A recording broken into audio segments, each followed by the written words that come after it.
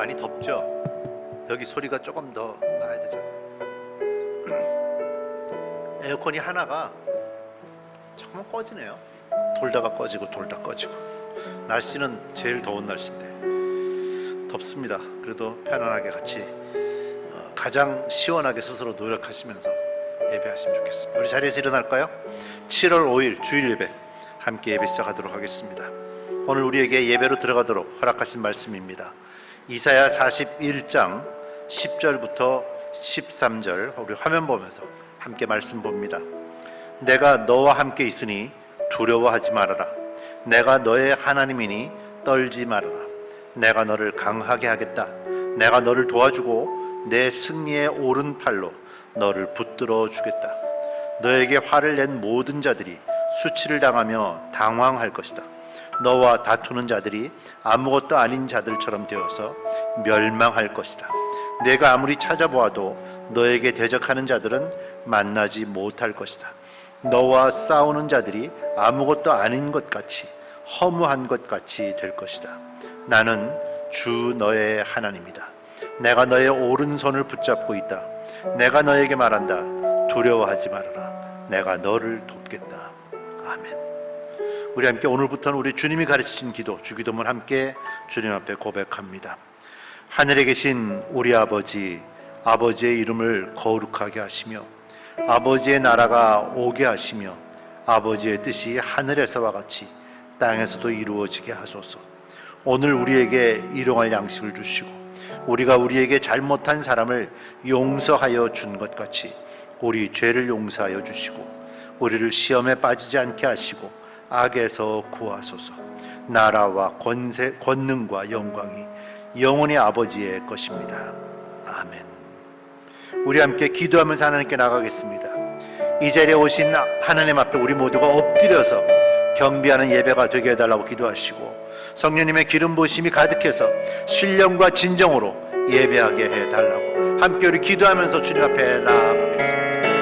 아버지 하나님, 이 시간 주께로 나왔습니다. 주의 자녀들이 주께 나와 하나님을 찬양하고 예배합니다. 이미 이 자리에 오셔서 우리 예배를 기대하고 계시는 우리 하나님께 우리 모두가 엎드려 부복하며 예배하는 시간이 되기를 원합니다. 그래서 우리가 예배할 때 하나님이 기뻐하시고 하나님이 즐거워하시는 그 귀한 예배의 자리로 나갈 수 있기를 원합니다. 하나님, 우리에게 성령의 기름을 충만케 부어주옵소서. 우리가 하나님의 영이 충만한 가운데서 신령과 진정으로 예배하도록 이 시간 다스려 주시길 원합니다. 우리의 의지와 우리의 노력과 우리의 몸으로 예배할 때 하나님 우리에게 기름 부으셔서 이 예배가 영적으로 하나님에게 기쁨이 되는 귀한 예배가 되게 해 주옵소서. 하나님을 찬양합니다. 오직 하나님이 예배의 주인이십니다.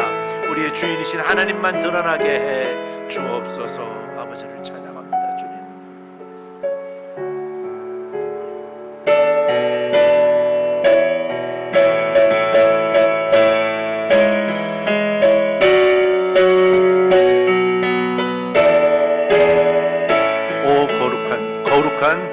거룩한 성전에 거하시며 하늘 보좌에 계신 주, 주가 베푸신 모든 사랑 주리 찬양을 주님께 오 아름다운 주의 승리의 함성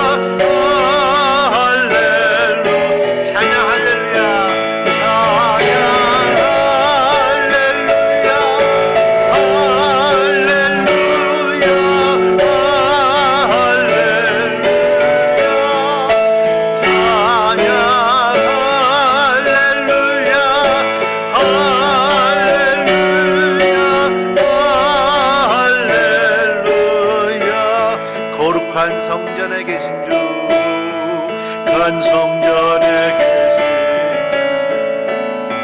우리 주님 앞에 서서 이전의 성도들과 함께 주 보좌 앞에 엎드려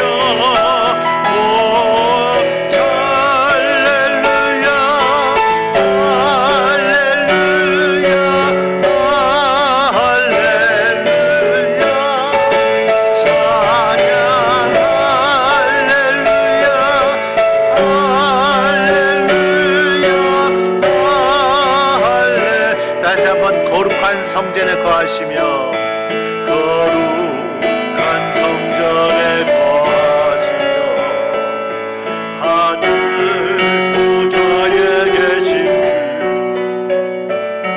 주 주가 베푸신 얻은 사랑 우리 찬양을 주님께 오 아름다운 주의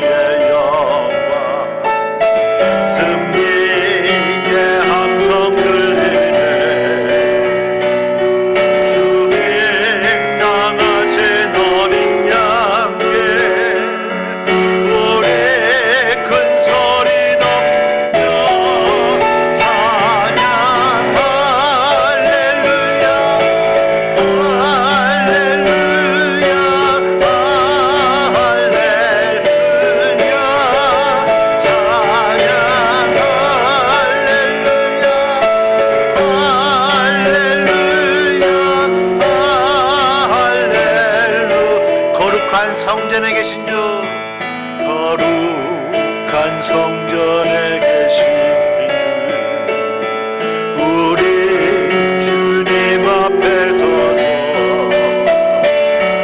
이전의 성도들과 함께 주 보좌 앞에 엎드려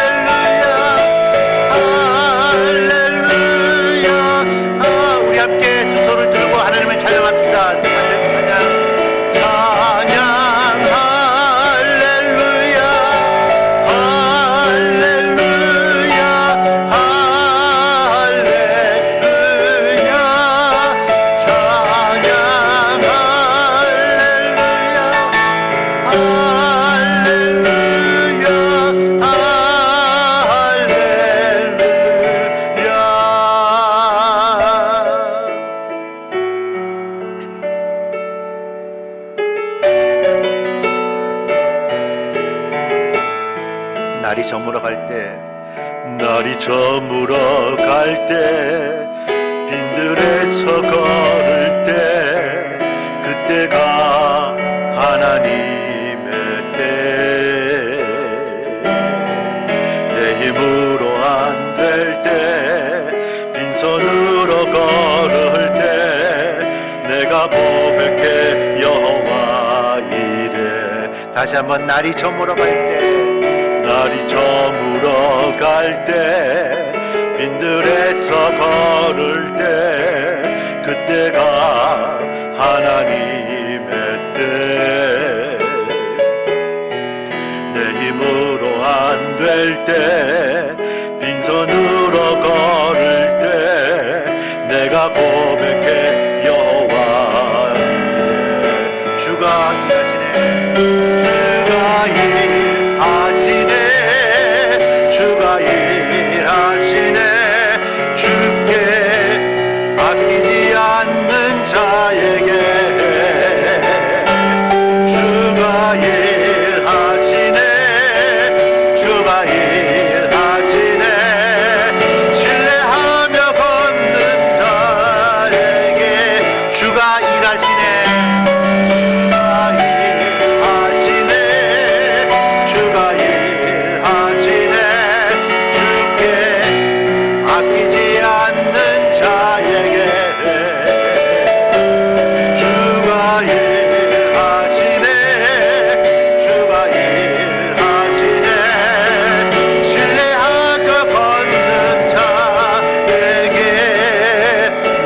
저물어 갈 때, 날이 저물어 갈 때, 빈들에서 걸을 때, 그때가 하나님의 때. 내 힘으로 안 될 때, 빈손으로 걸을 때, 내가 고백해 하나님 아래. 우리 모인 이곳에, 우리 모인 이곳에 주님만에 계시네. 우리네 하나님 은혜. 적은 떡과 물고기 내 손은 걸 드릴 때 모두 고백해 여호와. 주가 일하시네, 주가 일하시네, 주가 일하시네. 주께 아끼지 않는 자에게 주가 일하시네, 주가 일하시네. 신뢰하며 걷는 자에게 주가 일하시네, 주가 일하시네, 주가 일하시네. 주께 아끼지 않는 자에게 주가 일하시네, 주가 일하시네. 신뢰하며 걷는 자, 다시 한번 주가 일하시네, 주가 일하시네, 주가 일하시네. 주께 아끼지 않는 자에게 주가 일하시네, 주가 일하시네. 신뢰하며 걷는 자에게, 신뢰하며 걷는 자에게, 신뢰하며 걷는 자에게.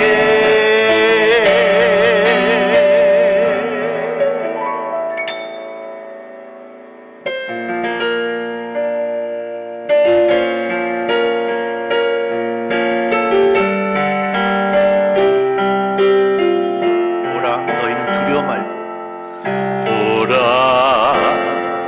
너희는 두려워 말고, 보라, 너희를 인도한 나를, 보라, 너희는 지치지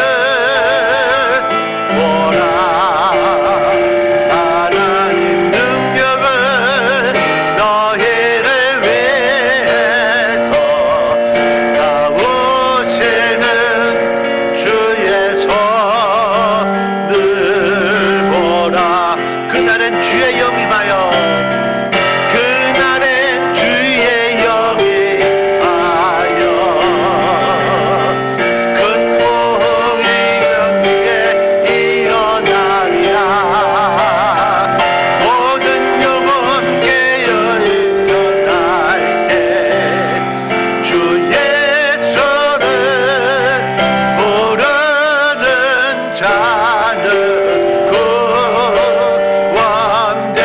다시 한번 그날은 주의 영이 임하여, 그날은 주의 영이 임하여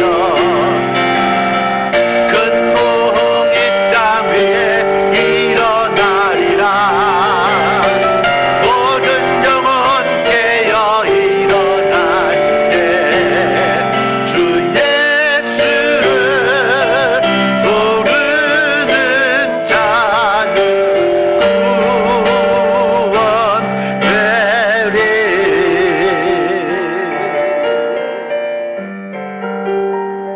우리 함께 미국을 위해서 좀 기도하십시다. 어제가 독립기념한 250주년이라고 그러는데요, 미국 안에는 참 숨어있는 갈등들이 있습니다. 피부색 때문에, 인종 때문에, 때로는 뭐 학교 때문에, 지역 때문에 이런 갈등들이 좀 사라지고, 나와 다른 사람, 나와 다른 생각을 하는 사람들을 경멸하고 비난하고 무시하는 것이 아니라 그들을 좀 인정하고 함께 살아가는 세상이 될 수 있는 공정한 미국 사회가 될 수 있도록, 사람이 돈으로 판단되는 것이 아니라 사람이 하나님이 만드신 생명이기 때문에 모든 생명이 존귀함을 누릴 수 있는 그런 귀한 나라 되게 해달라고 기도하시면 좋겠고요. 우리 교회가 하나님의 마음을 세상에, 이민자들의 아픔을 하나님께 올리는 귀한 교회, 브릿지 장로교회가 되게 해 주옵소서. 우리 다 같이 이렇게 주님 앞에 기도하면서 하나님께 나갑니다. 하나님, 이 시간 기도합니다. 우리가 사는 땅 미국입니다. 미국은 참으로 복받은 땅입니다. 이 미국은 참으로 세상에 많은 도움을 주는 그런 땅이기도 합니다. 미국을 통해서 전 세계의 많은 나라들이 복음화 되기도 합니다. 하나님, 그러나 이 미국 안에서 참으로 여러 가지 일 때문에 서로 갈등이 있습니다. 서로 차이를 인정하지 않습니다. 피부색 때문에, 인종 때문에, 때로는 서로 배운 것 때문에, 배웠느냐 안 배웠느냐 때문에 나는 여러 가지 지역적인 갈등들도 있습니다. 하나님, 이제 이런 갈등들이 좀 사라지고 나와 다름에 대해서 인정하고 용납해 줄 수 있는 그런 공정한 미국 사회가 될 수 있기를 원합니다. 이 땅을 축복해 주옵소서. 하나님이 복을 내리셨기에 이 땅이 전 세계에 좋은 영향을 끼치는 나라가 되었는데, 이제 하나님이 이런 모습을 더 유지할 수 있기를 원합니다. 세상에 좋은 역할들을 감당하는 귀한 나라 되게 해주옵소서. 세상에 복을 나눠줄 수 있는 귀한 나라 되게 해주옵소서. 하나님이 주신 복들을 우리만 누리겠다고 그러는 것이 아니라 하나님, 세상 모든 나라에게 나눠줄 수 있는 미국만을 위한 나라가 아니라 온 지구촌을 위한 나라가 될 수 있도록 이 땅을 축복해 주옵소서. 하나님 아버지, 주님께 기도합니다. 우리 교회가 하나님의 마음을 세상에 전하고 이 땅의 아픔을 아버지께 올리는 중보하는 브릿지 장로교회가 되기를 원하오니, 하나님 우리에게 놀라운 은혜들을 주셔서 이 귀한 일들 감당하게 하시고, 우리가 중보자로서 하나님과 세상을 연결하는, 이어가는 귀한 교회 되게 해주옵소서. 그런 마음이 있게 하시고, 우리 속에 갈등이나 우리 속에 차별이 있지 않게 하시고, 세상을 향한 넓은 마음으로 우리가 중보자로 세워지는 귀한 교회 되게 해주옵소서. 주님을 찬양합니다. 우리 모두 자리에 앉으시기 바랍니다.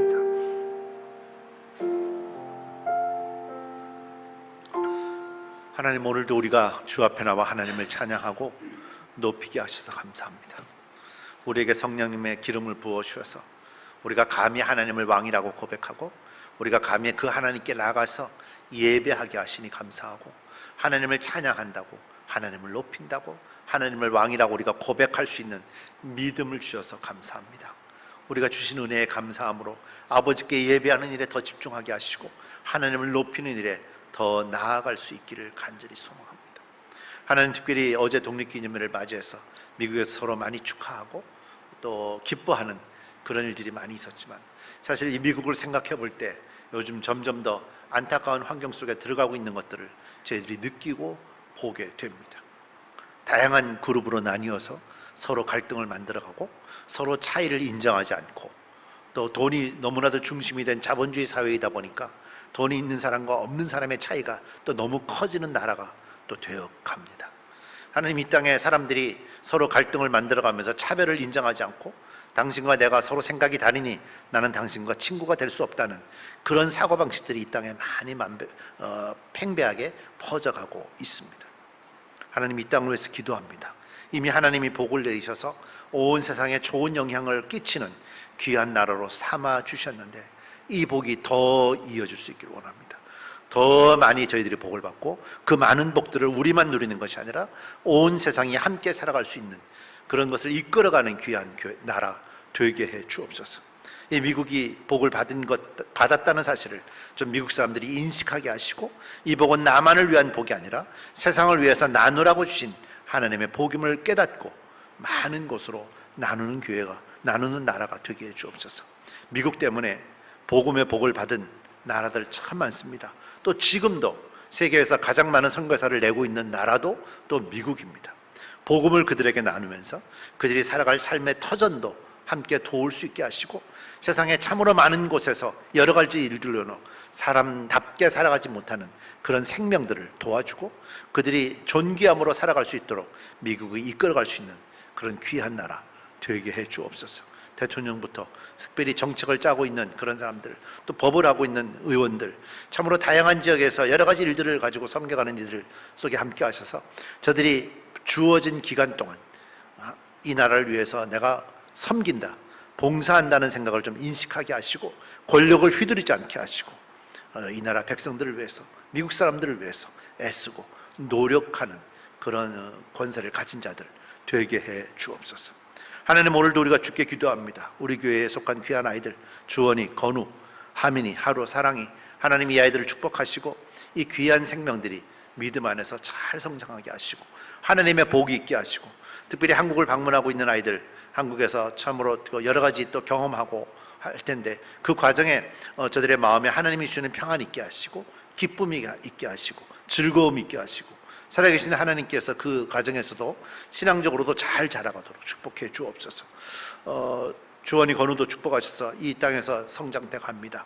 이 안에서 좋은 일들 일어나도록 축복하시고, 특별히 두 가정을 축복하셔서 부모님들을 복을 더하시고 저들이 믿음으로 아이들을 잘 양육하게 주시고, 하나님께서 우리 가정에 맡겨주셨다는, 내 애들이 아니고 하나님께서 나의 가정에 성인이 될 때까지 맡겨주심에 대해서 감사하게, 그래서 성실하게 아이들을 믿음으로 잘 키워가는 귀한 믿음의 아빠 엄마 되게 해 주옵소서. 오늘도 귀한 말씀 듣기를 원합니다. 성령님 오셔서 이 생명의 말씀 속에 우리를 말씀하시고 우리가 깨닫게 하시고 필요하면 결단하도록 성령님 도와주옵소서. 예수님의 이름으로 기도드립니다. 아멘.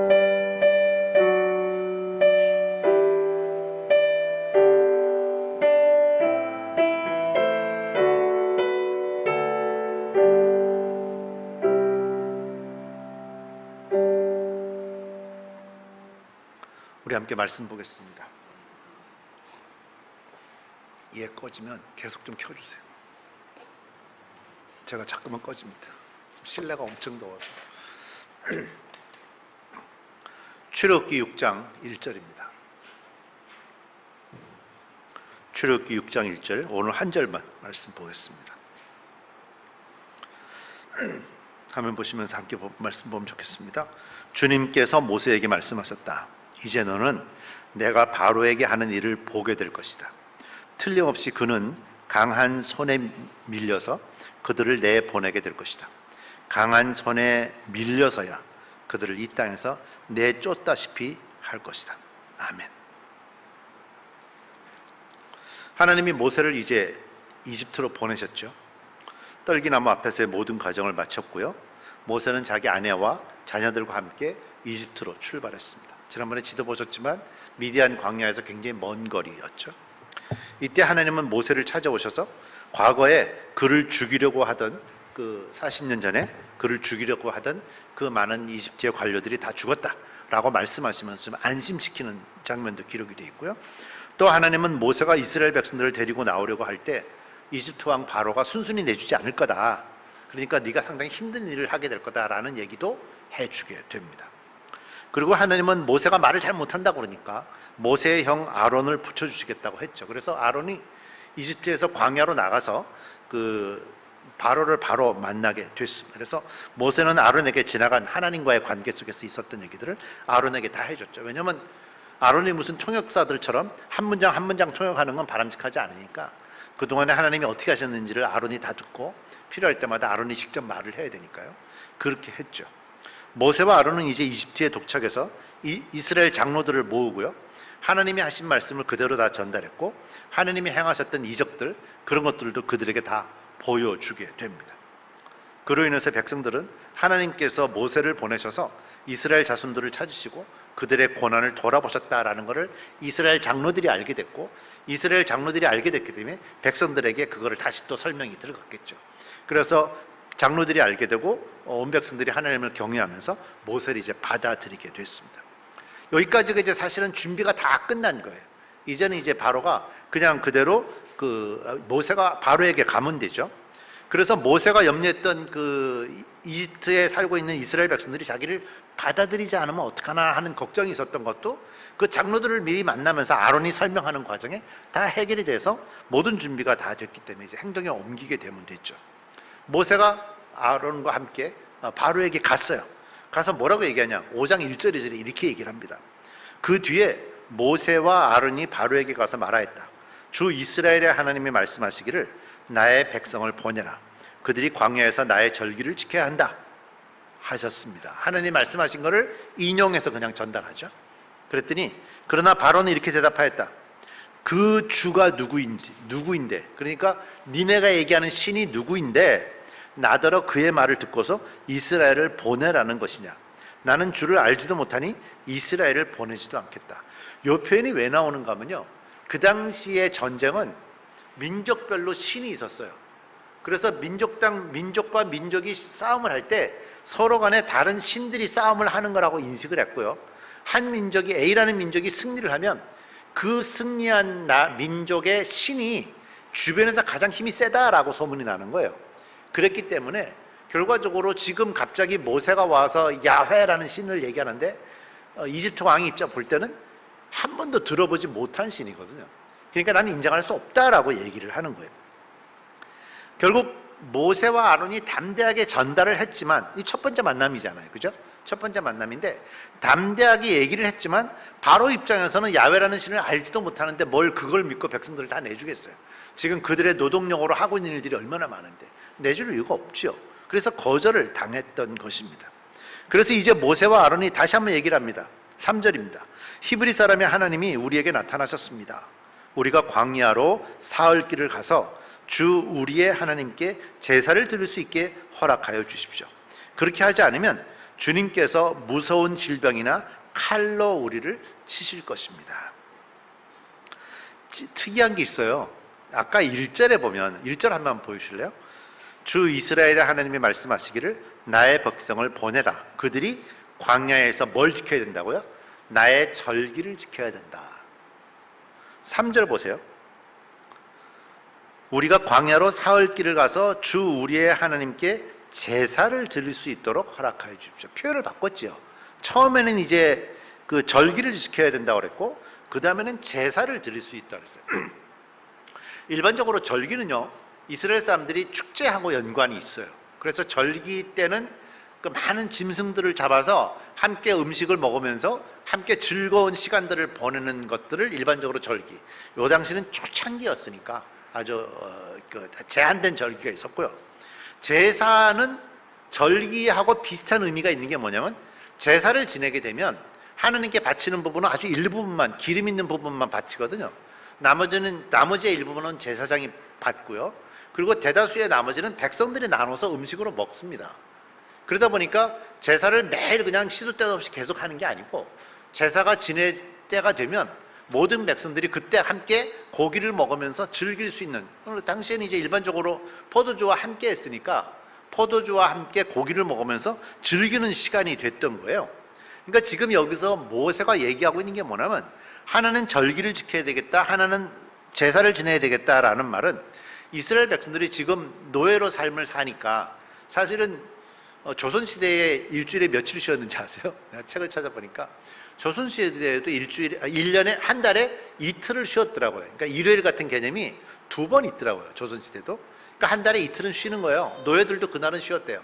근데 이 현재 이집트에 있는 히브리 사람들의 삶 속에서 쉬는 날이 있었을까? 별로 없었을 가능성이 많단 말이에요. 그러니까 그들이 굉장히 힘들고 어려운 환경을 가지고 살아 있었기 때문에 절기를 지키러 사흘길을 나간다. 그 다음에 제사를 지내서 저 광야로 가서 지낸다. 그러면 이때가 뭐냐면 쉬는 시간이에요.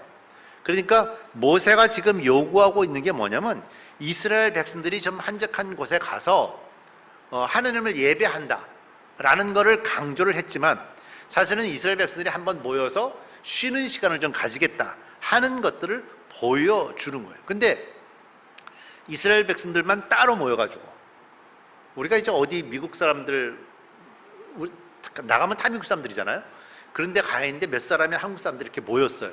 오래간만에 만나면 처음 보는 사람하고도 우리가 다 한국 사람이라는 이유로, 한국말만 한다는 이유로 한데 모여서 우리 같이 한번 밥 먹읍시다 뭐 이럴 수도 있고, 같이 밥 먹을 수도 있는 거예요. 여기 한국 사람들이 워낙에 많지만. 그러면 그때 우리에게 많이 나타나는 게 뭐냐면, 한국 사람들만이 가지는 감성으로 뭐 음식 얘기, 뭐 정치 얘기, 뭐 여러 가지 얘기들 막 하면서 우리만이 알 수 있는 그런 분위기가 만들어지잖아요. 히브리 사람들이 결국에는 이집트 관리들에 의해서 지배를 받으면서 하루 종일 노동만 하고 살고 있는 상황 속에서 그들이 한적한 곳에 가서 히브리 사람들만 딱 모이게 되면 그 중에 일부는 히브리어를 유지하고 있었을 거기 때문에 그 사람들만의 특별한 게 있어서 유지합니다. 그래서 그렇기 때문에 그쪽에 모여서 히브리인들만의 문화, 그리고 우리의 신 야훼에 대한 얘기들, 그런 얘기들을 할 수밖에 없거든요. 그러니까 그런 얘기들을 하면서 신앙적으로도 한번 다시 모일 수 있는, 430년의 긴 세월 동안 노예 생활을 하면서 너무 고통스럽게 지내니까 하나님을 향한 마음을 가지지 못했었는데, 따로 모여서 절기를 지키고 제사를 지내면서 옛날 생각들도 나고, 그러면서 히브리 사람들만의 독특한 문화를 만들어 세우고 하나님을 향한 믿음도 다시 세울 수 있는 그런 시간을 만들겠다라는 것이 이 부분의 특징이에요. 그러니까 이제 첫 번째로 하나님이 모세와 아론이 바로를 만날 때 어떤 생각을 하셨는가 하면, 바로에게서 그날로 바로 그냥 탁 내가 왔으니까 이제부터 나간다 우리, 그리고 끝하고 나갈 수 있는 건 아닐 거 아니에요. 그죠? 그러니까 이게 상당히 시간이 걸렸을 거예요. 그래서 첫 번째 만남에서 하나님이 하시는 방법은 뭐냐, 그냥 좀 섬세하게 이스라엘 백성들을 데리고 나가기 위한 첫 번째 발자국을 디딘 거예요. 그래서 우리가 좀 모여서 같이 시간을 좀 가질 수 있도록 좀 쉬어야 되니까 그런 얘기들을 하게 됐던 거예요. 이렇게 나오니까 사실은 시작이 될 수 있는 어떤 근거를 만든 거죠. 처음부터 무조건 출발하고 우리는 여기 이 땅을 출발할 거다, 이제 다시는 안 온다, 그러면 반감도 심할 테니까. 근데 이미 바로는 싫어했어요. 그 말 자체를 싫어하긴 했지만 처음에 들어갈 때 그래도 좀 덜하게 들어갔어요. 그 다음에 이제 특징이 하나 있어요. 1절에서 표현할 때는, 다시 1절 한번 보여주실래요? 1절에서 표현할 때는 주 이스라엘의 하나님이 말씀하셨죠. 그죠? 3절 보실래요? 히브리 사람의 하나님이 우리에게, 이렇게 돼 있어요. 그러니까 1절과 3절을 또 다르게 표현을 했어요. 이것도 사실 주 이스라엘의 하나님이라는 말은 하나님의 자녀들을 부를 때 나타나는 아주 일반적인 용어예요. 당신의 백성들. 히브리인의 하나님은 뭐라고 그랬죠? 제가 지난주 설교도 말씀드렸죠. 고통받고 사람 취급도 못하고 너무 힘들게 살고 있는 사람들이라는 의미, 사회적 지위로 가장 낮다라는 의미를 가지고 있을 때 유대인들을 부를 때 히브리인이라고 불렀어요. 그러니까 처음에는 이스라엘의 하나님, 당신의 백성들이라는 의미를 가지고 있고, 3절에서는 내가 저를 데리고 나가서 그들과 함께 밖에 나가서 제사를 지내도록 해야 되겠다라는 말은, 이제는 하나님께서 내 백성들의 고통스러운 기도, 나한테 부르짖는 거, 이런 거를 내가 좀 듣고 그들의 문제를 좀 해결해 줘야 되겠다, 그런 의미를 갖고 설명하는 거예요. 그래서 뒤에 3절, 지난번에 우리 저 3장 7절 봤죠, 출애굽기. 거기서 이렇게 되어 있었잖아요. 주님께서 다시 말씀하셨다. 나는 이집트에 있는 나의 백성이 고통받는 것을 똑똑히 보았고. 화면 보세요. 출애굽기 3장 7절. 주님께서 다시 말씀하셨다. 나는 이집트에 있는 나의 백성이 고통받는 것을 똑똑히 보았고, 또 억압 때문에 괴로워서 부르짖는 소리를 들었다. 그러므로 나는 그들의 고난을 분명히 안다. 그러니까 이런 표현이, 하나님이 그 당시에 사회적으로 인정받지 못하는 노예 취급을, 노예로서 살고 있는 고통받는 히브리 사람들의 부르짖음, 히브리 사람들의 고통, 그들의 고난, 이런 것들을 하나님이 다 인식하고 계시다는 거예요. 그래서 하나님이 표현하시기를, 그들이 이스라엘이지만, 그들이 하나님의 백성이지만, 그들이 지금은 고통받는 하나님의 백성이라는 의미에서 3절에서 다시 히브리인의 하나님이라는 표현을 쓰는 거예요. 성경에는요, 특징이 있어요. 저희가 그 신학교 공부할 때도 힘들었던 게 뭐가 있는가 하면, 단어 하나하나의 뉘앙스들이 성경에는 굉장히 많아요. 그거를 좀 히브리어를 충분하게 알면 이해가 되는데, 뭐 저도 뭐 히브리어 한 학기가 아니라 2달 동안 우리는 히브리어를 하거든요.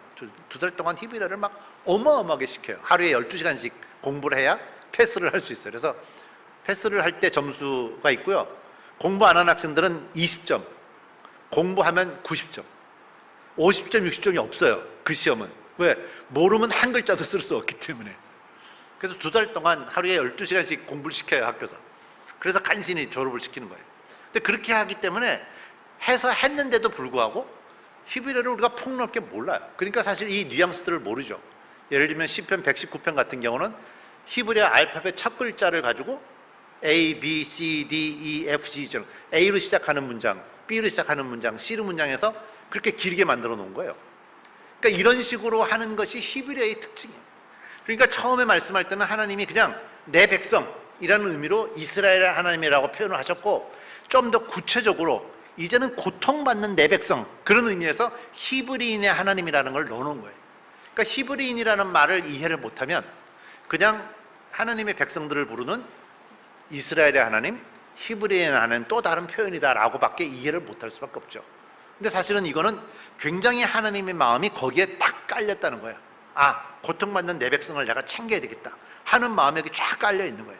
그러니까 하나님이 괴로워서 부르짖는 소리를 다 듣고 그들의 고난이 얼마나 지독한지를 다 알기 때문에 지금 히브리인들을 위한 하나님으로 오셨다 하는 것을 성경 구절 안에 이렇게 딱 박아놓은 거예요. 그러니까 바로 이 긍휼의 하나님, 자비의 하나님, 사랑의 하나님의 이름으로 모세와 아론은 지금 이집트 왕 바로 앞에 나가서 이스라엘 백성들이 좀 광야로 나가서 절기도 지키고 제사 지낼 수 있는 시간이 필요하다라고 요구를 하는 거예요. 근데 사실 모세와 아론 입장에서는요, 아론도 이스라엘의 제사장 입장에 위치해 있는 사람인데, 그럼에도 불구하고 모세는 미디안 광야에서 양치던 사람이잖아요. 그러니까 두 사람의 사회적 지위가 아무것도 없어요. 그리고 아론 역시 아무리 제사장이라도 이집트 사람들이 볼 때는 노예 중에 한 사람이잖아요. 그러니까 노예 중에 한 사람의 대표, 저 광야에서 온 사람, 할아버지 한 사람, 이 둘이 와가지고 당시에 세계를 지배하고 있었던 이집트 왕에게 얘기하는 거예요.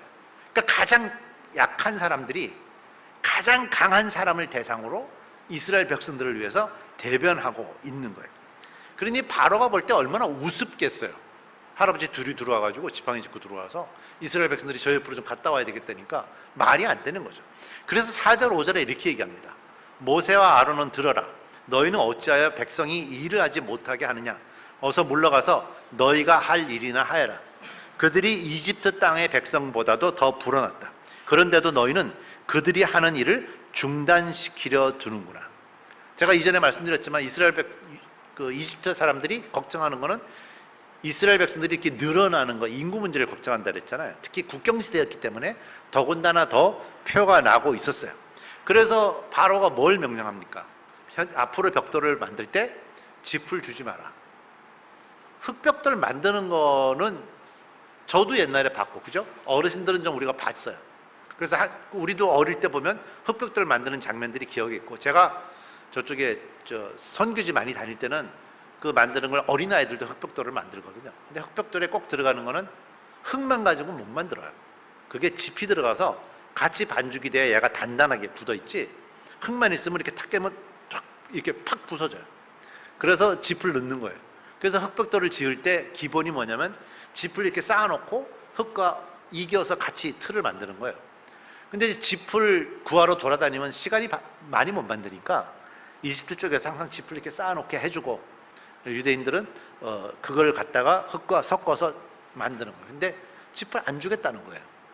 그러면 하루에 벽돌을 100장씩 만들었던 사람이, 하루에 100장 만들었던 사람이 짚이 없으니까 짚을 구하러 나가야죠. 그러니까 어딘가 가서 짚을 구하면 히브리 사람들끼리도 또 나도 100장 만들어야 되고 저 사람도 100장 만들어야 되고 이 사람도 만들어야 되는데, 사람이 뛰어가고 걸어가서 갈 수 있는 거리가 다 제한되니까 결과적으로 이스라엘 사람들끼리 서로 싸우면서 짚을 서로 더 가져가겠다고 막 그랬을 거라고요. 그러다 보니까 어떤 사람들은 짚을 조금 넣어서 만들기도 하고 어떤 사람들은 많이 넣어서 만들기도 하고 아마 상품성도 다 떨어졌을 거고요. 그런 갈등을 이스라엘 사람들끼리 하고 있었을 거예요. 그런 상태에서 이 벽돌을 만드니 얼마나 힘들어요. 만드는 개수는 줄이지 말래니까 바로가. 그러니까 굉장히 힘들게 만들고 현장 감독관들이 이전보다 훨씬 혹독하게 다뤘다라는 기록들이 있는 거 보니까 쉽지가 않았다는 거죠. 그러니까 굉장히 어려웠어요. 그러니까 이런 상태에서 그들을 모아서 바로가 이렇게 모아서 이렇게 바로가 아니라 모세가 이렇게 모아서 이끌어가는 게 쉽지 않다는 거죠. 그래서 노동자들이 어떻게 했는가 하면 바로 황제에게 이제 나가요. 바로에게, 이집트 왕에게. 그래서 우리가 지금 상황이 이렇다. 왜냐면 갑자기 바뀐 거니까. 이전에는 집을 쌓아놓고 벽돌을 만들었는데 갑자기 안 준다니까 너무 힘드니까 이게 모든 게 갑자기 일어나는 일이잖아요. 그래서 나간 거예요. 나가서 얘기합니다. 17절 18절에 뭐라고 얘기하는가 하면 너희 종들은 저희 종들은 집도 공급하지 못한 채로 벽돌을 만들라고 강요받고 있습니다. 보십시오. 저희 종들이 이처럼 매를 맞았습니다. 잘못은 틀림없이 임금님의 백성에게 있습니다. 이 당시에 이집트 사람들에게 권한을 좀 줬었나 봐요. 왕한테 막 그런 얘기하죠. 당신들 백성들이 우리를 너무 못 살게 군다고 얘기할 정도니까. 그러자 바로가 대답하였다. 이 게을러 터진 놈들아, 너희가 일하기 싫으니까 주께 제사를 드리러 가게 해달라고 떠드는 것이 아니냐. 자, 주께 제사를 드리러 가게 해달라고 떠드는 것이 아니냐. 이 얘기는 일반적인 이스라엘 백성들이 아직 이해를 못한 상태였어요. 왜냐하면 모세와 아론이 이스라엘 장로들과 함께 바로에게 가서 얘기를 했는데 백성들에게까지 이 메시지가 전달이 아직 안 된 상태였어요. 처음 들었어요. 그러면서 썩 물러가서 일이나 하여라. 너희에게 짚을 대주지 않겠다. 그러나 너희는 벽돌을 맡은 수량대로 어김없이 만들어야 한다. 이스라엘 백성들이, 노예로 일하는 사람들이 알고 보니까 자기들에게 갑자기 짚이 없어진 이유를 알게 된 거예요. 그러니까 자기들은 그냥 거기서 그 흙을 가지고 짚을 넣어서 흙벽돌을 만들면서 먹고 살면 나중에 출애굽기 뒤에 가면 이제 나오게 돼요.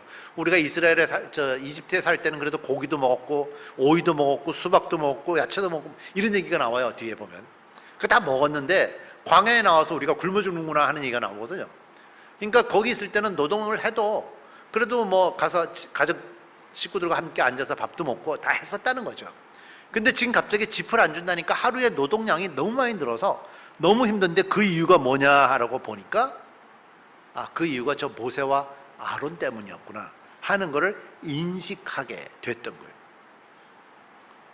거예요. 그래가지고 결과적으로 백성들이 다 이해를 한 거죠. 이런 문제가 되는구나. 그래서 이 사람들이 어떻게 했는가 하면 모세하고 아론에게 이렇게 얘기합니다. 21절에 보면 주님께서 당신들을 내려다보시고 벌을 내리시면 좋겠어. 모세와 아론 보고 이스라엘 노동자들이 얘기하는 거예요.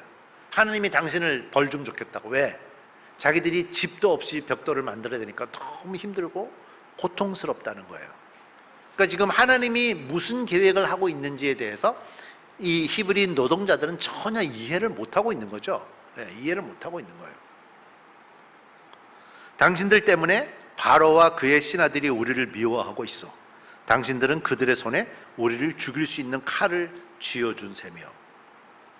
근데 이제 백성들의 마음은 이해가 되죠. 사실 뭐 다 이해되지 않습니까? 나 같아도 거기서 그러고 있으면 난 하나님의 꿈을 모르니까 그들이 하는 방식이 잘못됐다라고 나는 그냥 인식할 수밖에 없는 거죠. 그러니까 이스라엘 노동자들이 모세와 아론에게 막 이렇게 심하게 대드는 그런 표현들이 여기 있게 되는 거예요. 여기까지 이렇게 보면요, 모세와 아론이 이집트 왕 바로를 만나서 만난 그 첫 번째 사건이 실패하는 것처럼 보여요. 왜냐하면 상황이 더 나빠졌어요. 이스라엘 사람들이 그냥 이전처럼 짚을 넣어서 벽돌을 구웠으면 그들은 고기도 먹고 야채도 먹고 수박도 먹고 오이도 먹으면서 거기서 그냥 그럭저럭 그러고 살았을 거예요. 사람 취급 못 받았어도 사람이 입에 먹을 것이 들어가면 사람 마음이 또 풀어져요. 그냥 그러면서 살았을 거예요. 근데 지금 모세와 아론이 와서 이상한 소리를 하니까 이들이 육체적으로 너무 고통스러워진 거죠. 모세와 아론이 지도자 입장에서 그 얘기를 다 들었어요. 듣고 나니까 모세가 속에 이런 생각이 드는 거예요. 내가 하나님한테 분명히 4번씩이나 못하겠다고 얘기를 했고 맨 마지막에는 주여 보낼 만한 자를 보내라고 내가 그렇게까지 얘기했는데 하나님 막 화를 내시면서 나를 이끌어 오셨는데 왜 문제를 해결을 안 해주십니까? 문제를 해결해 주셔야 될 거 아니에요. 그러니까 너무 그게 힘든 거예요. 자기가 이스라엘 백성들에게 고통을 준 것 같은 그런 마음도 있으니까. 그래서 자기를 부르신 그 하나님께 나가서 막 자신의 답답한 사정을 막 쏟아놔요. 뭐라고 되어 있는가 하면, 주여 어찌하여 이 백성을 이렇듯이 괴롭히십니까? 왜 저를 이리로 보내셨습니까? 제가 바로를 찾아가 당신의 이름으로 말한 뒤로 이 백성은 더욱 들볶이고 있습니다.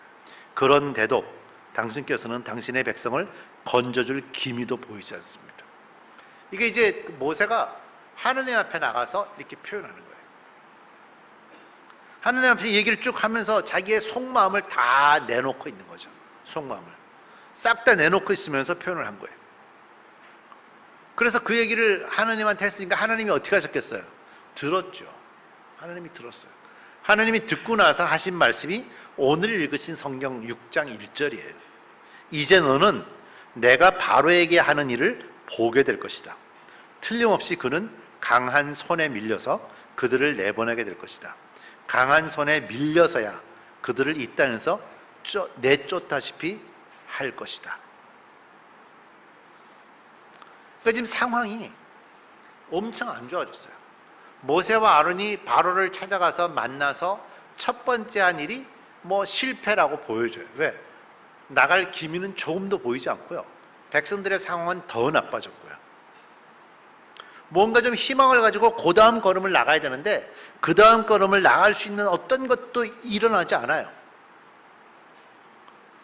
그래서 모세는 너무 답답했죠. 처음으로 하나님이 부르신 일에 순종해서 처음으로 담대하게 바로에게 가서 자기 하나님으로부터 받은 마음을 막 쏟아놨는데 결과가 너무 나빠지니까 지도자가 처음 일을 시작할 때는요, 어떻게든지 그거를 이뤄내야 될 일 해야 되거든요.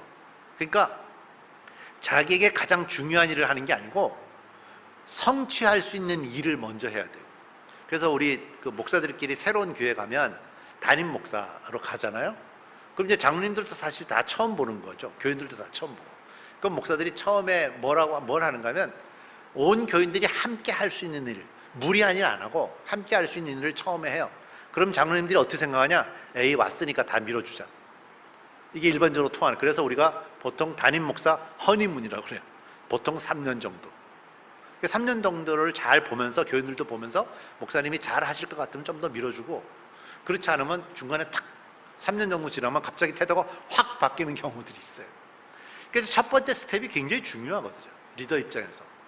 그러니까 모세와 아론 역시 첫 번째 스텝을 디뎠는데 그 스텝이 전혀 미래를 볼 만한 것이 아니라는 거예요.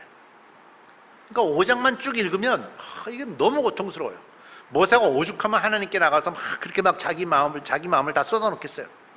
하나님 왜 당신의 백성들을 건져줄 기미도 안 보여주십니까? 하고 막 답답해가지고 썰어놓은 거니까.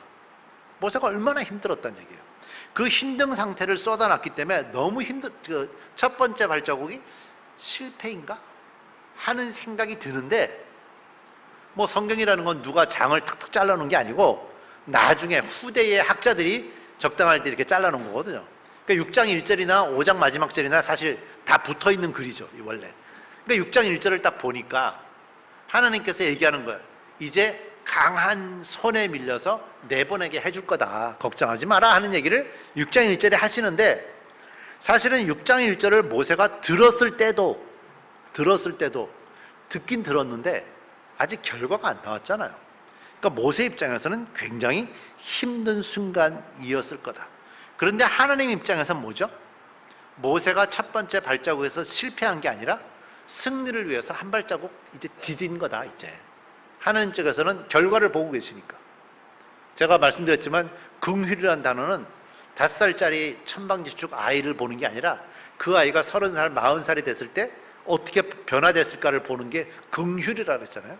그러니까 하나님께서 이스라엘 백성들을 보는데 뭘 보는가 하면 지금 현재 바로가 와서 막 반대하고 못 살게 구는 것을 보는 게 아니라, 하나님은 이제 이스라엘 백성들이 다 나와서 가나안 땅에 가가지고 그 하나님이 주신 땅에서 마음껏 그들이 하나님을 섬기면서 살아가는 것을 하나님은 기대하시면서 보시기 때문에 좀 있으면 다 내 힘에 밀려서 다 내보내준다. 걱정하지 마라라고 얘기하는 거죠.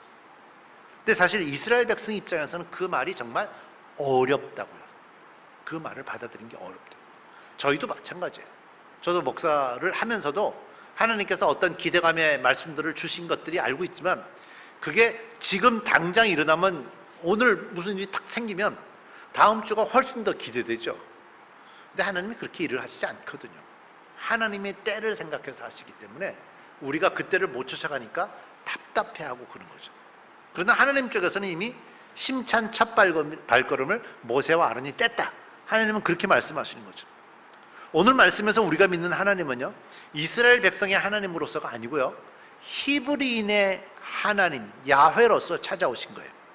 하나님이 히브리 백성의 야훼로서 자신을 드러내시고 고통받는 히브리 백성들을 세상의 권력자의 손에서 구해내시려고 모세를 세워서 지금 보내신 거예요. 사실 어느 시대를 살든지 마찬가지예요. 현 시대를 살든지 3300년 전에 이집트의 히브리인으로 살든지 억눌리고 천대받는 사람들 다 있어요. 일이 잘 안 풀려서 고통받는 사람들 다 있어요. 그 중에 어떤 사람들은 신앙생활도 엄청 잘하는데 안 돼요. 하는 것마다 다 실패해요. 저는 그 모든 것들이 비슷한 상황일 거라고 생각을 하거든요. 고통받는 이들의 음성을 들으시는 분이 하나님이신데 그 들으시는 것이 들었다고 내 눈으로 확 보여주면 좋겠는데 당장 보여지지 않기 때문에 사람들이 힘들어하는 거예요. 그래서 하나님이 말씀하시잖아요. 오늘도 어려운 사람들을 돌아보시고 그들의 부르짖음을 들으셨다고 그러고 그들의 그 고통을 내가 확인했다고 그러고 이렇게 다 하신다고 그러잖아요. 그리고 하나님께서 첫 발자국을 막 넓이 뛰듯이 멀리 뛰듯이 그렇게 첫 발자국을 디디지 않고 한 걸음 한 걸음 풀어가시는 거죠. 뭐부터? 시작을 해야 되니까 가능한 부분부터. 처음에 가나안 땅이 저기인데 우리 다 그리 간다? 그렇게 얘기하지 않고 참 우리 신앙생활이 거의 다 어떻게 되는가 하면 결과를 설명해 주면 목사님 교인들 그런 얘기 많이 하거든요. 어디가 결과인지를 좀 알려주시면 우리 열심히 좀 뛰어갈 것 같은데 왜 맨날 그런 얘기 안 해요? 저도 결과를 몰라요. 방향만 알지. 우리가 방향은 알죠. 하나님이 어느 쪽 방향을 원하시는지. 하지만 그 결과에 대해서 몰라요. 그러니까 방향을 향해서 성령을 쫓아가는 거예요. 우리는 몇 발자국 갈 수 있을지 잘 모르겠어요. 가는 데까지 발자국을 디디면서 성령을 따라가는 거예요. 그럴 때 하나님께서 때로는 뛰게 하시고 때로는 걷게 하시고 때로는 기게 하시고 때로는 힘들어서 바닥에 앉아있게 하시고 그러면서 방향을 똑같이 정해서 같이 가는 거예요. 만약에 이 하나님을 우리가 못 믿으면 하나님께서 푸시는 걸 받아들이기 힘들어지는 거죠. 그런데 하나님의 방향이 뭐라고요? 오늘 성경에 조금 전에 나왔죠. 너 모세는 나 히브리인의 하나님 야훼가 바로에게 하는 일을 보게 될 것이다. 보세요. 너 위에 줄 한번 같이 읽을까요? 너 모세는 나 히브리인의 하나님 야훼가 바로에게 하는 일을 보게 될 것이다. 두 번째 줄 히브리인의 하나님 야훼의 강한 손에 밀려서 바로는 그들을 내보내게 될 것이다. 모세도 몰라요. 어떻게 일이 풀어질지. 모세도 처음 겪는 일이잖아요. 단지 하나님이 이끄신다라는 것만 알고 있는 거예요. 그래서 하나님이 말씀하시는 거예요. 이제 하나님이 하시는 일을 보게 될 거다. 근데 이게 미래형이기 때문에 어떤 사람들은 그걸 답답해한다고. 하나님 지금 좀 뭐 좀 보여주시면 안 됩니까? 근데 하나님이 그렇게 일을 하시지 않는다는 거죠. 하나님 야훼의 강한 손에 밀려서 하나님이 강제로 바로에게 밀려서 그들을 바로가 내보낼 수밖에 없을 거라는 거죠. 이게 하나님이 하시겠다고 하는 방향이에요. 방향. 그러니까 첫 번째 발자국이 디뎠는데 실패한 것 같아 보여도 하나님이 그 일을 계속 하시니까 이게 실패가 아닌 거죠. 결과적으로 마지막 승리를 향해서 시작한 첫 번째 발자국을 오늘 우리가 말씀으로 보게 되는 거예요. 그래서 우리에게 필요한 게 뭐냐? 우리는 결과를 눈으로 볼 수 있는 실력도 없고 능력도 없고 그거는 누가만 보시니까 하나님만 보시니까. 그래서 우리 눈에 뭔가 보이는 게 없어도 하나님의 첫 발자국을 띄는 방향을 향해서 우리도 같이 첫 발자국을 디디게 되는 거예요. 그게 믿음이에요. 확인하고요. 확인하고 갈 수가 없어요. 확인했을 때는 이미 죽어 있을 걸 아마. 내가 생각할 땐 그래요. 죽어서 보니까 진짜 하느님이 살아계시구나 하겠지. 그래서 확인하고는 안 돼요. 확인하기 전에 하느님이 성경을 통해서 말씀하시면 그렇다네, 해보자. 하느님이 그렇다고 하시네, 해보자. 그 말투가 좀 안 좋지만 그래도 어떻게 해요? 우리가 믿음이 안 오니까 그렇다고 하신다니까 해보자. 그리고 그 믿음으로 가는 사람이 믿음 있는 사람인 거예요. 하나님은 일을 시작하셨죠. 걱정하지 마시고 믿음으로 하나님 앞으로 나아가십시다. 우리 기도하겠습니다. 모세도 못 알아들었고, 아론도 못 알아들었고, 바로도 못 알아들었고, 이스라엘 백성들도 못 알아들었고, 이스라엘 장로들도 못 알아들었고, 그러나 모세와 아론은 바로 앞에 가서 하나님이 말씀하신 것을 행동으로 첫 발자국을 디뎠습니다. 결국 이 발자국은 미래를 향해서 나아가는 첫 발자국이었고, 그 첫 발자국부터 시작이 돼서 이스라엘 백성들은 하나님이 약속하신 그 땅에 들어가게 되었습니다. 하나님, 우리가 이 사실을 기억하게 하시고 우리에게도 이런 일들이 일어날 텐데 이미 그 결과를 이루신 하나님께서 하신다고 믿고 순종하고, 내 눈에 보이는 거 없어도 발을 디뎌가면서 하나님을 향해서 나아가는 저희들 되도록 저희를 도와주옵소서. 예수님의 이름으로 기도드립니다. 아멘. 우리 이 눈에 아무 증거 아니 배워도 함께 우리 찬송하십시다.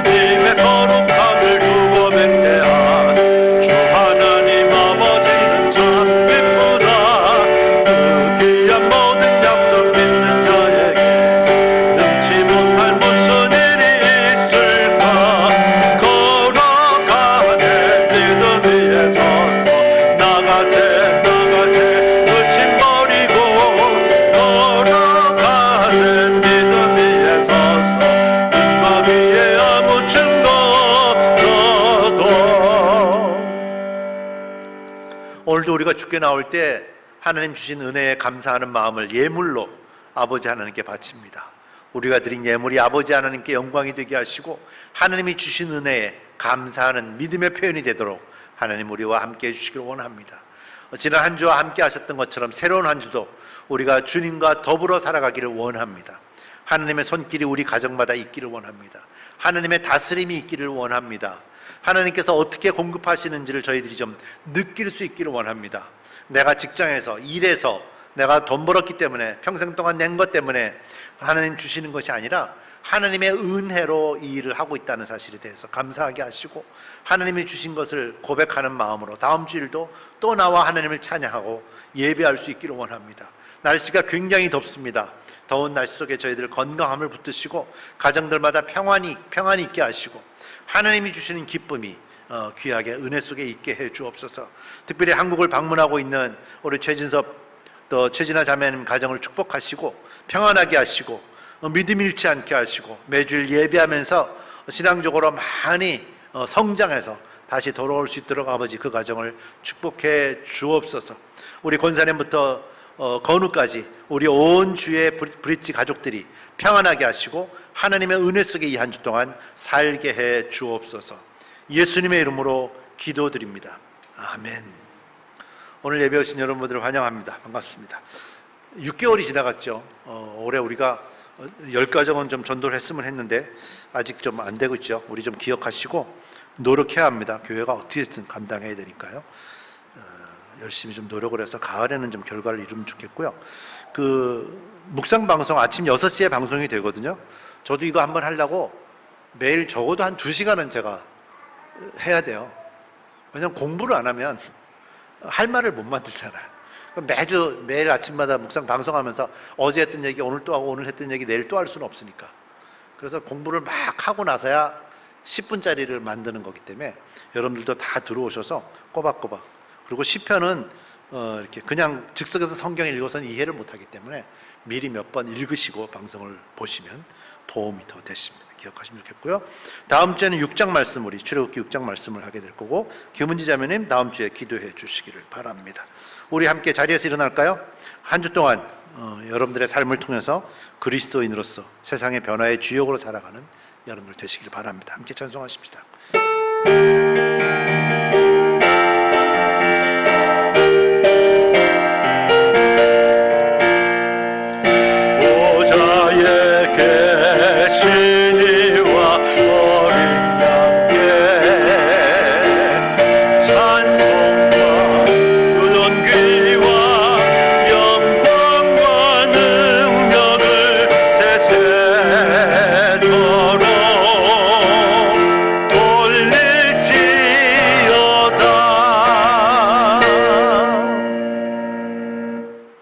이제는 우리 그리스도 예수 그리스도의 은혜와 아버지 하나님의 넓고 크신 사랑과 성령의 역사와 교통하심이 우리 모두에게 영원토록 함께 하실지어다.